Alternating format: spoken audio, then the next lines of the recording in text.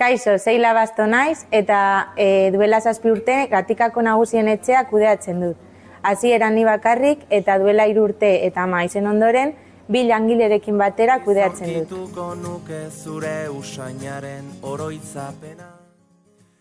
Euskaraldian parte hartuko dut, lehenik eta behin ekimen oso polita iruditzen zaidalako eta bigarrenik uste dudalako euskarari zerbait zor diodala.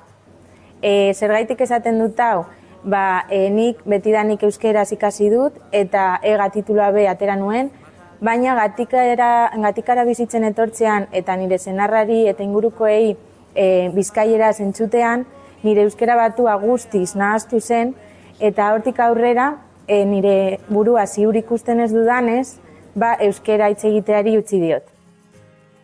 Ta elkartuko gara berriro, gure betiko lekuetan, zabalduko ditugu...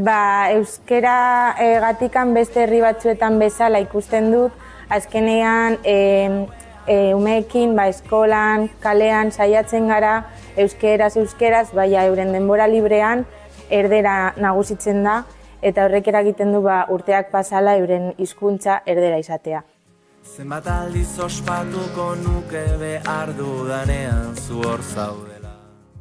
Euskararen alde euskera ikasteko eta hitz egiteko aukera izan dugunok, egin behar duguna da, buruan argi izan, euskera ikasteko aukera izatea, sorte handia izen dela eta horregaitik babestu behar dugula.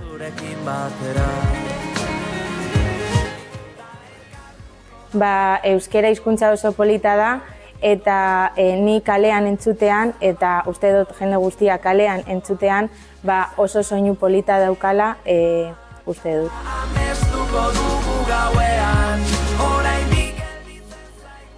Euskaraldian belarri prest izango naiz.